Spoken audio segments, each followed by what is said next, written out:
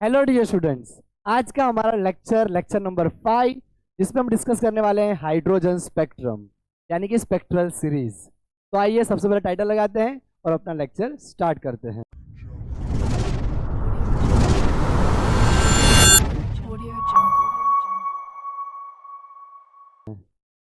हम टाइटल लगाएंगे hydrogen spectrum.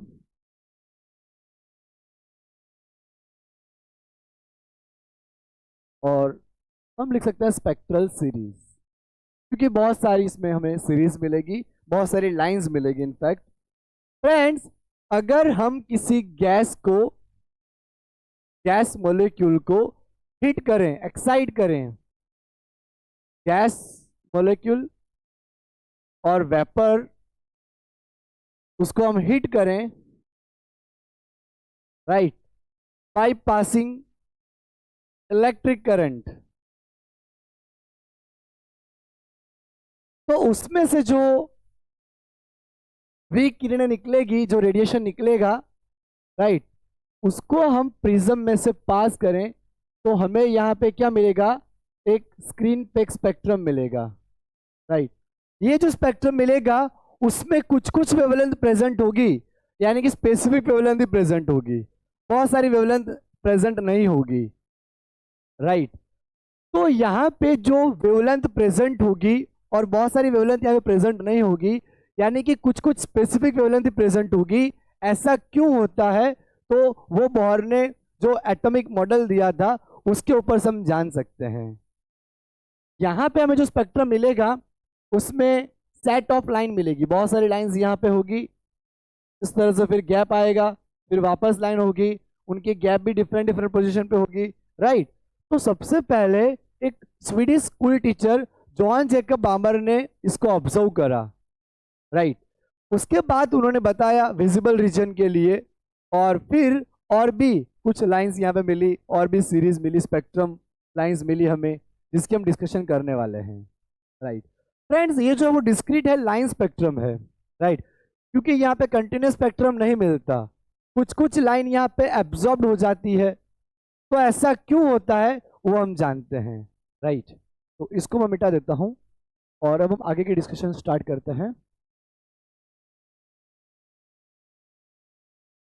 अगर हम यहाँ पे लो प्रेशर पे वेपर को हिट दें, राइट, तो इलेक्ट्रॉन एक्साइट होते हैं और अपर लेवल में जाते हैं, ओके।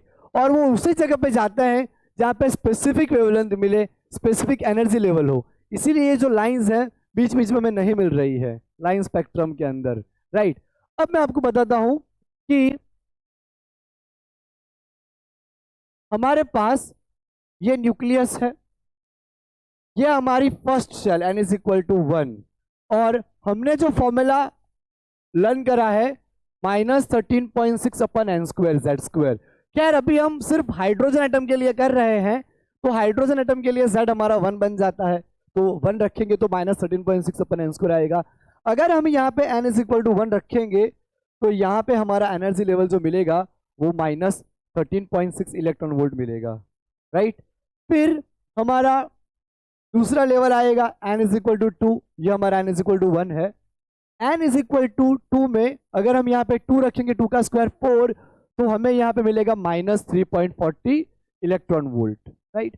उसके बाद हमें यहाँ पे थर्ड एनर्जी लेवल मिलेगा, जहाँ पे हम 3 रखेंगे, 3 का स्क्वायर 9, तो -1.51 इलेक्ट्रॉन वोल्ट एनर्जी मिलेगी। उसके बाद हमारा n इज इक्वल टू 4 हमें मिलेगा, n इज इक्वल टू 4, जिसमें अगर हम यहाँ पे 4 का स्क्वायर 16 रखेंगे तो -0.85 इलेक्ट्रॉन वोल्ट हमें मिलेगा, राइट।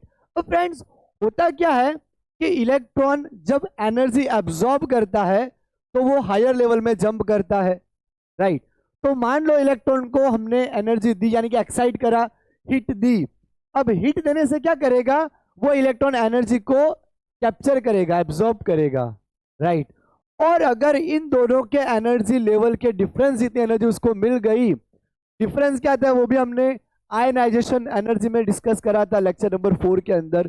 तो E2 माइनस E1 -3.40 -13.6 -3.40 + 13.6, तो हमें यहाँ पे डिफरेंस मिलेगा 10.2 इलेक्ट्रॉन वोल्ट। अब मान लो फ्रेंड्स कि ये वाले इलेक्ट्रॉन को 10.2 इलेक्ट्रॉन वोल्ट जितनी एनर्जी मिल गई, तो वो क्या करेगा, ये अपना ग्राउंड स्टेट है। अभी जो हमारा -13.6 लिखा है that is a ground state. तो हमारा ये इलेक्ट्रॉन ग्राउंड स्टेट से फर्स्ट एक्साइटेड स्टेट में मोशन करेगा, उसके बाद यहाँ पे हमारा सेकंड एक्साइटेड स्टेट आएगा, उसके बाद यहाँ पे हमारा थर्ड एक्साइटेड स्टेट आएगा, राइट। तो इलेक्ट्रॉन, अगर इलेक्ट्रॉन को इतनी एनर्जी कहीं से मिल गई हिट देने से, हमने हिट दी इलेक्ट्रॉन को और इतनी एनर्जी उसने एब्जॉर्ब कर ली, इतनी एनर्जी वो ले लेगा, तो एनर्जी लेगा, एनर्जी आएगी तो वो जंप करेगा हायर एक्साइटेड स्टेट में, यानी कि ग्राउंड स्टेट से एक्साइटेड स्टेट वो जंप करेगा, राइट, हायर एनर्जी लेवल पे। अब जंप कर गया इलेक्ट्रॉन भी यहाँ पे है, राइट। अब फ्रेंड्स जब इलेक्ट्रॉन हायर एनर्जी लेवल पे पहुंचा तो वो जंप तो कर गया, लेकिन एक बात और है कि हायर एनर्जी लेवल पे इलेक्ट्रॉन स्टेबल नहीं रह सकते, अनस्टेबल रहते हैं, अनस्टेबल है वहां पे, वो टिक नहीं पाएगा। तो जब भी वापस इलेक्ट्रॉन फॉल बैक करेगा, वापस 2 से 1 एनर्जी लेवल में आएगा, तो देखो हमने यहाँ पे पोस्टुलेट नंबर 3 पढ़ा था बोहर का, उसमें बोला गया था कि electron lower level to higher level energy में जंप करें या higher level to lower energy level में जंप करें, वो ऐसा तभी कर सकता है, वो ऐसा तभी कर सकता है जब उसके पास दोनों के डिफरेंस जितनी एनर्जी हो, एच न्यू, उतना वो फोटोन एनर्जी रिलीज करेगा, ई एफ माइनस ई आई। अगर उसके पास उतनी एनर्जी होगी तभी वो ऐसे जंप कर पाएगा, राइट। तो ये चीज़ हमें पता होनी चाहिए, राइट। इस तरह से E F minus E I, right. तो इलेक्ट्रॉन वापस क्या करेगा, n is equal to 2 orbit में से n is equal to 1 orbit में आना चाहेगा। अभी इलेक्ट्रॉन हमारी सेकंड ऑर्बिट पे जंप तो कर गया है, वहाँ पे जो हायर एनर्जी लेवल है तो इलेक्ट्रॉन एनर्जी एब्जॉर्ब करके गया है, तो वहाँ पे अनस्टेबल रहते हैं इलेक्ट्रॉन, तो वापस वो कम बैक करेगा एनर्जी 1 में। तो जब वो 2 में से 1 में कम बैक करेगा तो दोनों के एनर्जी डिफरेंस जितनी फोटोन एनर्जी वो अपने अंदर से रिलीज करेगा इस तरह से, राइट। ये जो एनर्जी होगी वो इन दोनों के डिफरेंस, एनर्जी लेवल के डिफरेंस बराबर एनर्जी होनी चाहिए, उतनी एनर्जी वो क्या करेगा, रिलीज करेगा, राइट। तो यहाँ पे जो एनर्जी वो एब्जॉर्ब कर ली थी उसने, वो वाली वेवलेंथ हमें नहीं मिलेगी, बाकी सब वेवलेंथ मिलेगी। इसीलिए हमें यहाँ पे लाइन स्पेक्ट्रा मिल रहा है, कुछ कुछ वेवलेंथ नहीं मिल रही, कुछ कुछ कलर्स वाली वेवलेंथ यहाँ पे डिसअपियर हो जा रही है। उसका रीजन यही है कि जब ट्रांजिशन करते हैं तो उतनी एनर्जी या तो वो ले लेते हैं या उतनी एनर्जी देते हैं। जब ये यहाँ से ऊपर जाएगा तो हमें एब्जॉर्प्शन स्पेक्ट्रा मिलेगा, और जब ऊपर से नीचे आएगा 2 में से 1 में आया तब एमिशन स्पेक्ट्रा मिला, वही लाइन मिली, बाकी लाइन नहीं मिलेगी, राइट। तो स्पेसिफिक वेवलेंथ क्यों मिलती है ये उसका रीजन है, राइट। अब देखिए फ्रेंड्स, मान लो हमारे इलेक्ट्रॉन ने 2 में से 1 में जंप करा, तो मैंने बताया आपको कि दोनों एनर्जी लेवल के डिफरेंस जितनी एनर्जी, राइट, उतनी एनर्जी फोटोन के अंदर, फोटोन के फॉर्म में अंदर से रिलीज होगी। अब देखिए फ्रेंड्स, अगर हम इसका फॉर्मूला बना लें तो h nu i f is equal to E f हमारा रहेगा -13.6 n f square Z square minus 13.6 Z square n i square. हम यहाँ पे हाइड्रोजन एटम के लिए ही कर रहे हैं तो जेड मुझे 1 रख देना चाहिए, लेकिन एक लास्ट फॉर्मेट हम लेके आते हैं, राइट। फिर आप क्या करना कि अगर दूसरे कोई एटम के लिए आता हो तो आप जेड वहाँ पे वो वैल्यू रख सकते हो, फिर बाद में हम लास्ट में जेड की वैल्यू 1 रख देंगे, बिकॉज एक जनरल फॉर्मूला भी हमें पता होना चाहिए। तो यहाँ पे हमें वेवलेंथ चाहिए हो तो हम hc/λ लगा सकते हैं, राइट। माइनस माइनस प्लस हो जाएगा तो मैं उसको पहले लिखूंगा 13.6 upon n i square Z square minus 13.6 n f square Z square, हमारा यहाँ कॉमन निकल जाएगा, राइट। जेड स्क्वायर हमारा कॉमन निकल गया, उसको हम यहाँ पहले लिख लेते हैं, 13.6 को हम कॉमन निकाल देते हैं, साथ में जेड स्क्वायर भी लगा लेते हैं, ओके। तो 1 अपन N i square minus 1 upon N f square, इस तरह से हो जाएगा 1 अपन N i square minus 1 upon N f square.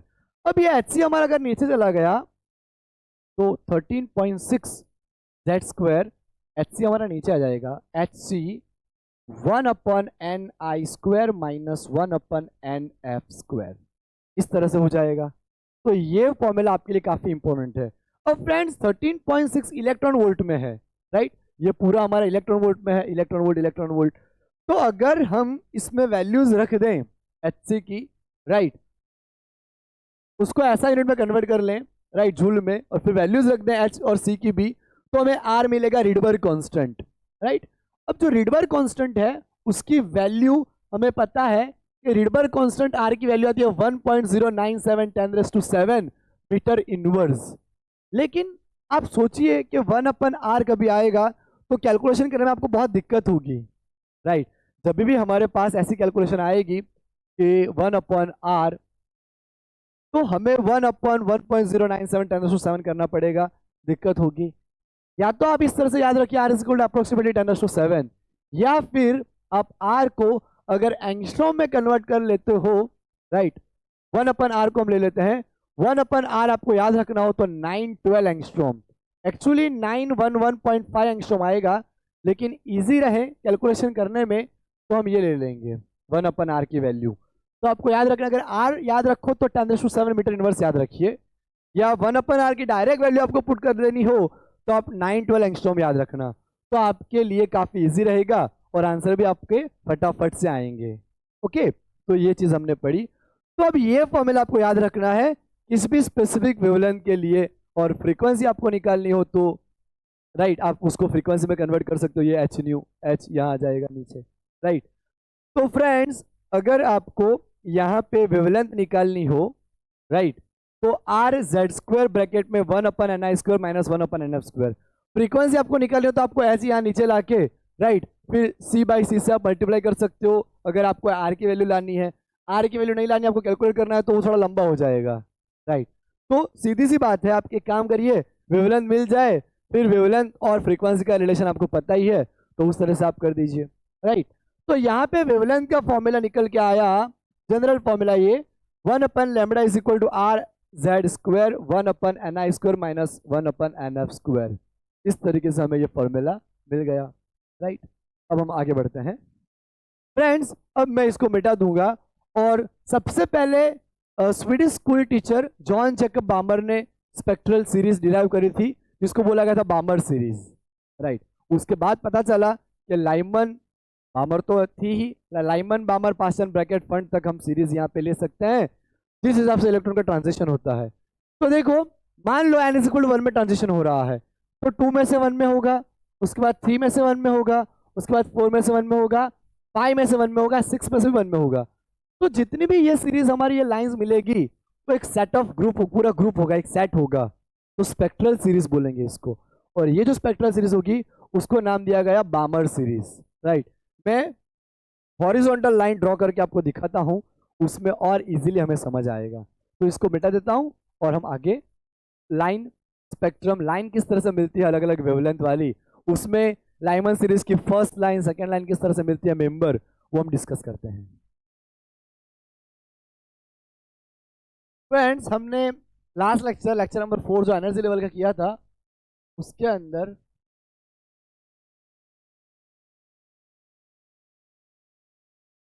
यहाँ पे हमें -13.6 इलेक्ट्रॉन वोल्ट एनर्जी मिली थी, जो हमारा n = 1 था, राइट। यहाँ पे हमारा n = 1 एनर्जी लेवल है, यहीं पे लिखते हैं n = 1, उसके लिए एनर्जी हमें इतनी मिली। उसके बाद हमें ये लाइन मिली है n = 2, और अगर हम n = 2 रखेंगे -13.6/n² में इंटू Z², तो हमें ये एनर्जी मिलेगी -3.40 इलेक्ट्रॉन वोल्ट। हम यहाँ पे n = 3 में वैल्यूज रखेंगे तो एनर्जी में मिलेगी -1.51 इलेक्ट्रॉन वोल्ट, राइट। उसके बाद हम यहाँ पे n = 4 रखेंगे, तो वहां पे हमें मिलती है -0.85 इलेक्ट्रॉन वोल्ट। ये हमारा एनर्जी लेवल होगा।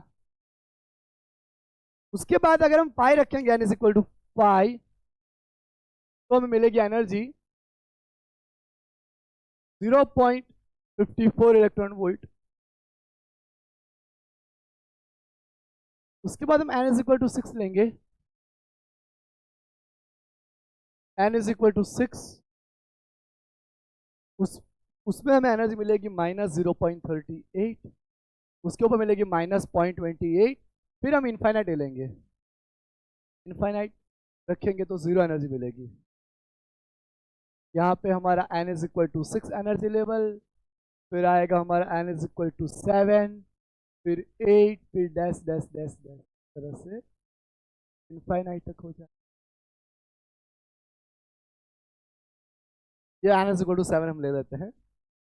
अब हमारा इलेक्ट्रॉन अगर जंप कर रहा है, पहले 2 से 1 जंप करेगा, यानी कि 1 फर्स्ट सेल के अंदर जंप करें इलेक्ट्रॉन ने, 2 में से 1 में जंप करा,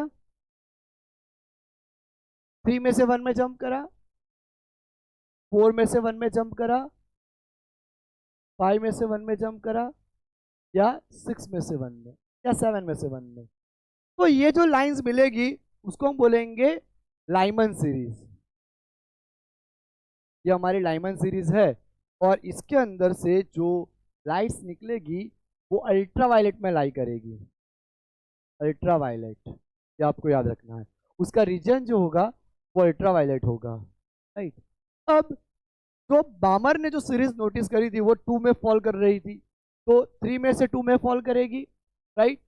4 में से भी 2 में फॉल करेगी, 5 में से 2 में फॉल करेगी, 6 में से फॉल करेगी, 7 में से फॉल करेगी। इस तरह से हमें जो सीरीज मिलेगी वो हमारी बामर सीरीज होगी। एल हमारा यहाँ पे साइलेंट रहेगा, बामर सीरीज, बामर सीरीज। और इसमें जो हमारी वेवलेंथ बाहर निकलेगी, ये वेवलेंथ विजिबल रीजन, जो फोटॉन्स निकलेंगे विजिबल रीजन के होंगे, यहाँ विजिबल रीजन में मिलेगी हमें बामर सीरीज, राइट फ्रेंड्स। उसके बाद इसी तरह से अगर हमारा इलेक्ट्रॉन 4 में से 3 में फॉल कर रहा है एनर्जी लेके, 5 में से 3 में, 6 में से 3 में, 7 में से 3 में, तो वो वाली जो सीरीज हमें मिलेगी उसको हम बोलेंगे Paschen series, Lyman Balmer Paschen series. वो हमें इंफ्रारेड रीजन में मिलेगी, ये इंफ्रारेड, इंफ्रारेड, राइट। अगर हमारा इलेक्ट्रॉन जंप करता है 4th, n is equal to 4th level में, मान लो 5 में से 4 में जंप करा, 5th में से जंप करा, 6 में से 4 में जंप करा, 7 में से, राइट। तो ये जो हमें सीरीज मिलेगी वो मिलेगी ब्रैकेट सीरीज, ब्रैकेट सीरीज। वो मिड इंफ्रारेड में लाई करेगी, राइट। हम इंफ्रारेड ही लिखेंगे। और फ्रेंड अगर यहाँ पे इलेक्ट्रॉन हमारा जंप करता है n इज इक्वल टू 5 के अंदर, यहाँ पे 6 में से 5 में, 7 में से 5 में, 8 में से 5 में, तो हमें मिलेगी Pfund series, Pfund series, Lyman Balmer Paschen Brackett और फंड, राइट। वो भी हमें इंफ्रारेड में मिलेगी। और एक और सीरीज हमें मिलेगी हनफ्रे सीरीज, लेकिन वो हमारे टेक्स्ट बुक में नहीं है तो वो हम मेंशन नहीं कर रहे, राइट। इस तरह से हमें यहाँ पे सीरीज मिलती है, ओके। बहुत ही इंपॉर्टेंट, लाइमन हमें मिलेगी अल्ट्रावायलेट में, उसके बाद बामर सीरीज मिलेगी जब हमारा इलेक्ट्रॉन सेकंड में जंप करेंगे, बामर सीरीज, उसके बाद पास्चन ब्रैकेट और फंड, ओके। अब फ्रेंड्स मान लो कि पहले की हम डिस्कशन करते हैं लाइमन सीरीज की, लाइमन सीरीज, लाइमन सीरीज। तो लाइमन सीरीज के लिए हमारा फॉर्मूला रहेगा 1/λ is equal to R Z square 1/n 1 square minus 1/n2 square. Friends यहाँ पे 1 हमारा ऑलवेज फिक्स रहेगा, n1 इज इक्वल टू 1, क्योंकि कहाँ पे आ रहे हैं हमारे इलेक्ट्रॉन फर्स्ट ऑर्बिट में, तो वो तो 1 ही रहेगा। कहाँ से आ रहे हैं वो इंपॉर्टेंट है। मान लो n2 की यहाँ वैल्यू हो जाएगी 2 3 4 dash dash so on infinite तक, राइट। तो ये जो हमारी लाइन रहेगी n2 इज इक्वल टू 2, वो हमारी H अल्फा लाइन कहलाएगी। किसके लिए? लाइमन के लिए H अल्फा। यानी फर्स्ट मेंबर, वो हमारी सीरीज के अंदर जो फर्स्ट लाइन है वो फर्स्ट मेंबर कहलाएगी। ये एच बीटा सेकेंड मेंबर कहलाएगी, एच गामा थर्ड मेंबर कहलाएगी, इस तरह से ये लास्ट मेंबर कहलाएगी, राइट। अब फ्रेंड्स, लाइमैन के अंदर जब इलेक्ट्रॉन हमारा 2 से 1 जंप कर रहा है तो हम क्या करेंगे, यहाँ पे वैल्यूज पुट कर देंगे 1/λ is equal to R. Hydrogen spectrum के लिए तो Z1 ही है यहाँ पे, राइट। 1 में आ रही है, कहाँ से आ रही है, 2 से आ रही है, 2 का स्क्वायर 4, तो 1/λ is equal to R 1 minus 1/4, lambda R 4 minus 1/4, 1/λ is equal to R 3/4, तो 1/λ हमें मिल गया 3r/4, राइट। अब तो यहाँ पे लैम्बडा को हम उल्टा कर देंगे तो 4/3r हो जाएगा, 4/3r। अब मैंने आपको बताया कि 1/r जो है वो हमारा बनेगा 912 एंगस्ट्रॉम, राइट। तो 3 3 9, 0 3 4 12, 304 इंटू 4, 12 16 एंगस्ट्रॉम, वो हमारी लॉन्गेस्ट वेवलेंथ रहेगी फर्स्ट मेंबर। तो इस तरह से बाकी वैल्यू भी आप रख के यहाँ पे डिफाइन कर सकते हो। याद रखना लॉन्गेस्ट वेवलेंथ यहाँ पे क्या आएगी, लॉन्गेस्ट वेवलेंथ के लिए आपको N2 जो है वो 2 सिलेक्ट करना पड़ेगा, और अगर शॉर्टेस्ट हो तो इनफाइनाइट।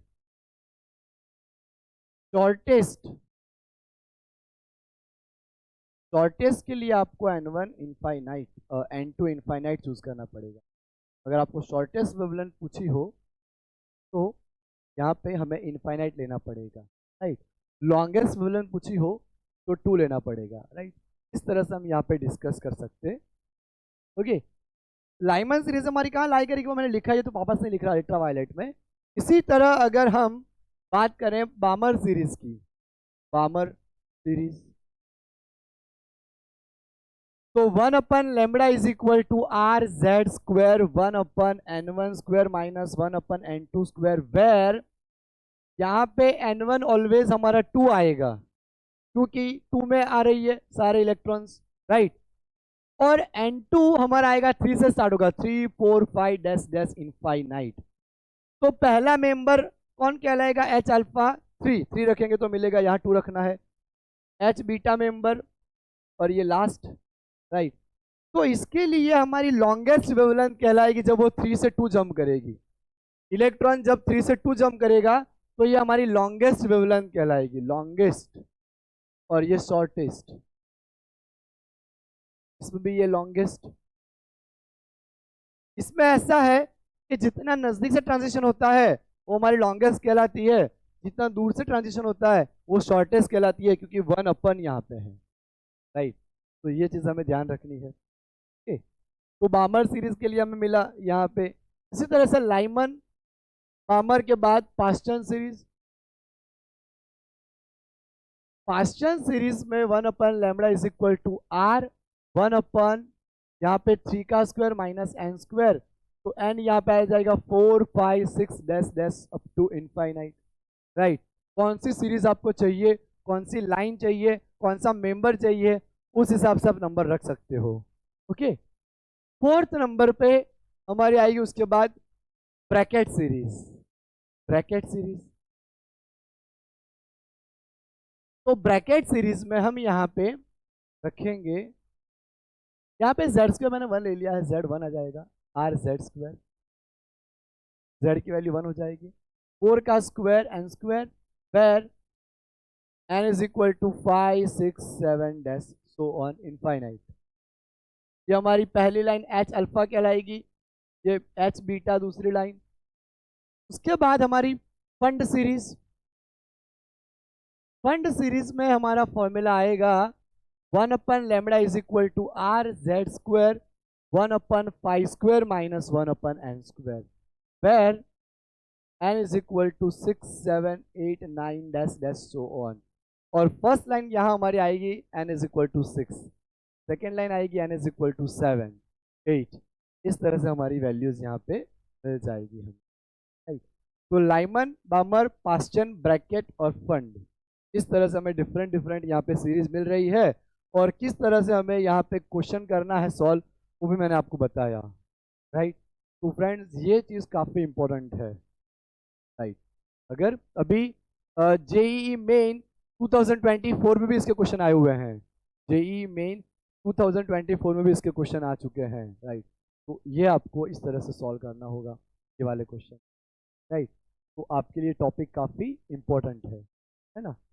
अब फ्रेंड्स कभी कभी क्या होता है कि कुछ कुछ स्पेसिफिक ट्रांजिशन जब होते हैं तो स्पेसिफिक लाइन्स ही मिलती हैं, तो हमें सिर्फ नंबर बोल देते हैं कि भाई 4 से 2 हमारा यहाँ पे इलेक्ट्रॉन का ट्रांजिशन हुआ, तो कितनी नंबर ऑफ लाइन्स हमें मिलेगी, राइट।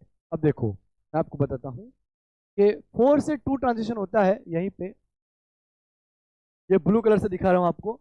मान लो 4 से 2 ट्रांजिशन हुआ, तो एक तो ये पॉसिबल है, राइट।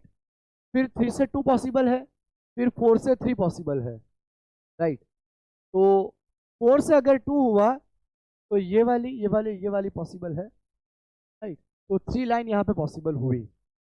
अगर मैं आपको ऐसा पूछ लूँ कि 4 से 1 ट्रांजिशन हुआ, 4 से 1, तो ये एक यहाँ होगा, यहाँ होगा, यहाँ होगा, फिर यहाँ से यहाँ होगा, राइट, यहाँ से यहाँ होगा, या फिर यहाँ से यहाँ होगा और यहाँ होगा, राइट। तो अब काउंट करिए कितनी हुई 4 से 1 में, 1 2 3 4, ये तो हो चुका है, ये काउंट नहीं करना है। 4 हुए, ये 5 5, ये भी हो चुका है काउंट, 6, टोटल 6 ट्रांजिशन होंगे। ये तो रिपीट हो रहा है, ये ट्रांजिशन ऑलरेडी यहाँ पे हो चुका है, ये वाला ट्रांजिशन यहाँ पे हो चुका है, राइट। तो अगर मान लो कि बहुत लंबा ट्रांजिशन दे दे तो आपको किस फॉर्मूले से कैलकुलेट करना है, वो जो मीटा के मैं यहाँ पे फॉर्मूला लेके आपको बताता हूँ, राइट। मान लो मैंने आपको ऐसा बोला कि n2 इज इक्वल टू 4 से n1 इज इक्वल टू 1 में ट्रांजिशन हो रहा है, तो कितनी नंबर ऑफ लाइंस मिलेगी, तो हमने काउंट करी कि 4 से 1 यहाँ हुआ, फिर 2 से 1, 3 से 2, 4 से 3, 4 से 3, 3 से 2, राइट। तो आप हमें यही काउंट करना है, रिपीटेड वाला काउंट नहीं करना, राइट।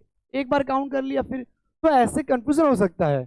तो हमें यह फॉर्मूला याद रखनी है, n2 माइनस n1 ब्रैकेट में n2 minus n1 plus 1 divide by 2, right. चलो 1 n1 और n2 हमें डिफाइन है यहाँ पे, तो 4 minus 1, 4 minus 1 plus 1 divide by 2, 4 minus 1 3, ये तो कैंसिल, 4 2 2 सा 4 6, तो हमने काउंट किए थे यहाँ पे 6 ट्रांजिशन थे। मान लो 3 में से 1 में हुई, 3 में से 1 में ट्रांजिशन हुआ, तो हमें काउंट करना है n2 minus n1, n2 minus n1 plus 1 divide by 2, तो n2 हमारा 3 minus 1, 3 minus 1 plus 1 divide by 2, तो ये 1 से 1 कैंसिल, 3 माइनस 1 2, 2 से 2 कैंसिल, तो कितने ट्रांजिशन होंगे 3, राइट। इस तरह से हम यहाँ पे कैलकुलेट कर सकते हैं।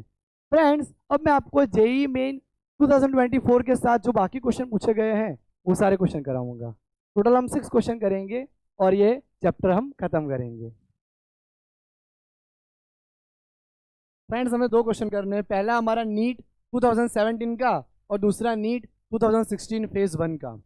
The ratio of wavelength of the last line of Balmer series and last line of Lyman series is, पहले हम बामर सीरीज की लास्ट लाइन लेते हैं, तो 1 upon lambda is equal to R 1 square, last line मतलब infinite, अभी हमने discuss करा था, तो 1 अपन इनफाइनाइट तो 0 आता है, तो लाइमन के लिए हमें मिल जाएगा lambda L is equal to 1 upon R, right. अब हम बामर की लास्ट लाइन लेते हैं, lambda B,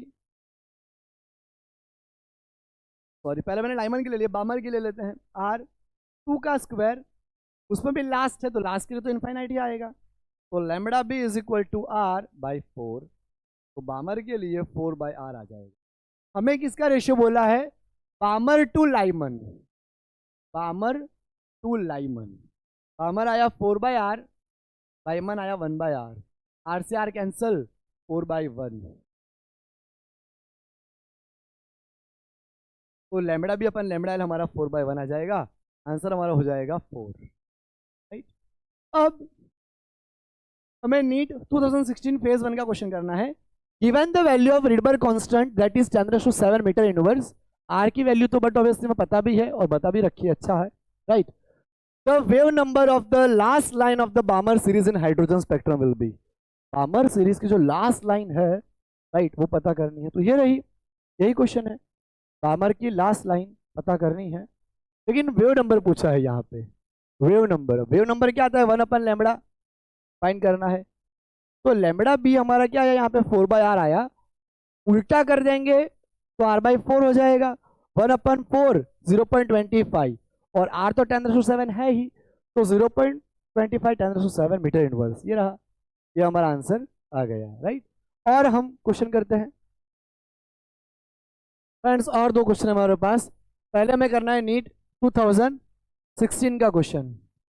if an electron in a hydrogen atom jumps from third orbit to second orbit right, it emits a photon of wavelength lambda photon यहाँ पे emit हो रहा है राइट। तो हम यहाँ क्या करेंगे, 1/λ is equal to r। Hydrogen atom में तो यहाँ z की वैल्यू हमने 1 रख दी right. When it jump from the fourth to third orbit, the corresponding wavelength of the photon will be। तो पहले ही जंप कर रहा है 3 to 2, तो यहाँ पे 2 का स्क्वायर माइनस 3 का स्क्वायर राइट। इसको हम सॉल्व करेंगे, 1/λ इज इक्वल टू r, 2 का स्क्वायर 4, 3 का स्क्वायर 9। तो हमें यहाँ पे मिला 1/λ is equal to r 9 - 4 upon 36 5/36। तो यहाँ पे 5r/36 मिल गया हमें। तो λ1 उसको हम बोल देते हैं 36/5r। अब when it jump from the fourth orbit to the third orbit, the corresponding wavelength, यानी λ2 में निकालनी है wavelength, third orbit to fourth orbit, fourth में से थर्ड में जंप करा, तो λ2 इज इक्वल टू r 1/9 16 यहाँ पे 9 यहाँ पे, तो 16 - 9 144। अब फ्रेंड्स 16 - 9 हमारा होगा 7, तो 1/λ2 is equal to 7r divide by 144। उल्टा करेंगे 144 डिवाइड बाई 7r। हमें क्या पूछा है कि सेकेंड वेवलेंथ पूछे, फर्स्ट लैम्बडा बता रखी है। तो यहाँ पे आ जाता है λ2/λ1, λ2/λ1 का रेशियो लेंगे, तो λ2 144/7r whole divide by 36/5r। r cancel, 5 ऊपर, 36 4 144, 5 4 20, और ये λ1 ऊपर आएगा लैम्बडा, तो हमारा आंसर यहाँ पे आ गया 27/λ। 27/λ। अब फ्रेंड्स हम करते हैं जेई मेन 2024 का एक question. If the wavelength of the first number of Lyman series of hydrogen is lambda, hydrogen के लिए है, मेंशन करा है राइट, फर्स्ट सीरीज राइट। तो सेकंड नंबर आता है हमारा फर्स्ट सीरीज है ना, फर्स्ट सीरीज ये first line first member right. n is equal to 2 से स्टार्ट होता है, तो ये हमारा फर्स्ट मेंबर कहलाता है लाइमन सीरीज के लिए। हाइड्रोजन तो यहाँ पे 1 रखेंगे राइट। r 1 - 1/4, 4 - 1 3/4 right. ये हमारी लैम्बडा है, इसको हम 4/3r कर देते हैं, इक्वेशन नंबर 1 राइट। अब यहाँ पे वेवलेंथ, सेकेंड नंबर की जो वेवलेंथ हमें वो निकालनी है, तो लैम्बडा डैश ले लेते हैं उसको हम r राइट। सेकेंड नंबर की वेवलेंथ यानी अब हमें ये 3 रखना पड़ेगा, 3 का स्क्वायर राइट। तो 9 - 1/9 8r/9, तो अगर लैम्बडा डैश करेंगे तो 9/8r। अब दोनों का रेशियो लेते हैं, लैम्बडा डैश हमें निकालना है, तो 9/8r whole divide by lambda कितना मिला था 4/3r, 3r ऊपर नीचे, 9 3 27r और 8 4 32, r कैंसल, 27/32 लैम्बडा ऊपर आ जाएगा, 27/32 बी हमारा आंसर आया राइट। और दो क्वेश्चन हम करते हैं फ्रेंड्स, और दो क्वेश्चन करते हैं। एक हमारा पहला जेई मेन 2023 का क्वेश्चन, उसमें भी बोला गया है कि for hydrogen atom lambda 1 and lambda 2 are the wavelengths corresponding to the transition 1 and 2 respectively as shown in figure. ये हमारा फर्स्ट ट्रांजिशन बता रखा है जो कि 3 से 1 हो रहा है, और दूसरा ट्रांजिशन बता रखा है 2 से 1 हो रहा है। इस तरह से दो ट्रांजिशन बता रखे हैं। Ratio of lambda 1 and lambda 2 is x/32। तो रेशियो है हमारा वो x/32 है। तो x की वैल्यू हमारी कितनी हमें मिलनी चाहिए, ये हमें पूछा है। तो पहले हमें फर्स्ट ट्रांजिशन का ले लेते हैं। 1/λ1 इज इक्वल टू r। कहां से कहां पे आया इलेक्ट्रॉन, फर्स्ट पे आया तो फर्स्ट का स्क्वायर, कहां से आया तो थर्ड से आया, थर्ड का स्क्वायर, 3 का square sorry, r 1 minus 9, 9 minus 1 8/9, right. तो लैम्बडा 1 आ जाएगा 9/8 r, राइट। ये हमारा फर्स्ट। अब लैम्बडा 2 हमें क्या मिलेगा, 1/λ2 is equal to r। Second transition 2 से 1 हुआ, इलेक्ट्रॉन कहाँ पे आया, 1 में आया, कहाँ से आया, 2 से आया, 4, 4 माइनस 1 3/4, और लैम्बडा 2 हम कर लेंगे तो 4/3 r। अब फ्रेंड्स हमें क्वेश्चन में बता ही दिया है कि लैम्बडा 1/λ2 का जो रेशियो है वो x/32 है, और यहाँ पे अपनी ओरिजिनल वैल्यू हम रखे हैं तो 9/8 r whole divide by 4/3 r। तो 3 3 कैंसल, 9 इंटू 3 4 इंटू 8 27/32, राइट। तो x/32 इज इक्वल टू 27/32। 32 से 32 कैंसिल हो जाएगा, तो x की वैल्यू हमारी कितनी आएगी, 27, राइट। अब फ्रेंड्स हम ये वाला क्वेश्चन करते हैं, थोड़ी सी जगह बना लेते हैं यहाँ पे।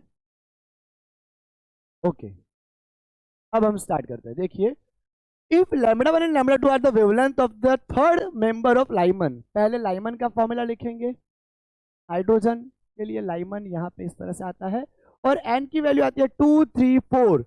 तो फर्स्ट मेंबर, सेकंड मेंबर और थर्ड मेंबर, तो थर्ड मेंबर के लिए हमें 4 रखना पड़ेगा। हाइड्रोजन एटम में तो यहाँ पे 1, 4 का स्क्वायर 16, 16 माइनस 1 15, 15/16। ये हमारा इक्वेशन 1 आया। Of the Paschen series respectively wavelength of the third member of Lyman and first member of Paschen. Lyman Balmer Paschen में हमारा यहाँ पे 3 का स्क्वायर आता है, और पास्चन का फर्स्ट मेंबर यानी 4 आएगा। n 4 से स्टार्ट होगा, n 4 से स्टार्ट होगा, पहला ही member, right. Lambda dash Paschen, lambda dash या लैम्बडा 2 ले लेते हैं। पहले वाला हमारा लैम्बडा 1 था, ये लैम्बडा 2। लैम्बडा 1 हम इस तरह से कर देते हैं 16/15 r, राइट। और r z की value 1, 9 minus 16, 16 minus 9, 9 into 16, 16 minus 9 7। अब मैं इसको उल्टा देता हूं तो 9 इंटू 16 7 r, राइट। अब फ्रेंड्स हम यहाँ पे रेशियो लेंगे लैम्बडा 1/λ2 का, लैम्बडा 1/λ2 तो 16/15 r, 9 into 16/7 r, 16/r 16/r cancel, 7/15 into 9, 7/135, 15 into 9 कितना आएगा 135, तो 7/135। तो ये हमारा आंसर आया, राइट। फ्रेंड्स ये हमारा चैप्टर यहाँ पे समाप्त होता है। अब हम स्टार्ट करेंगे अपने नए चैप्टर न्यूक्लियस से। तब तक के लिए बहुत ही पॉजिटिव रहिए, हेल्दी रहिए और बहुत अच्छे से पढ़ाई करते रहिए। मिलते हैं अपने नए लेक्चर में। Bye everyone.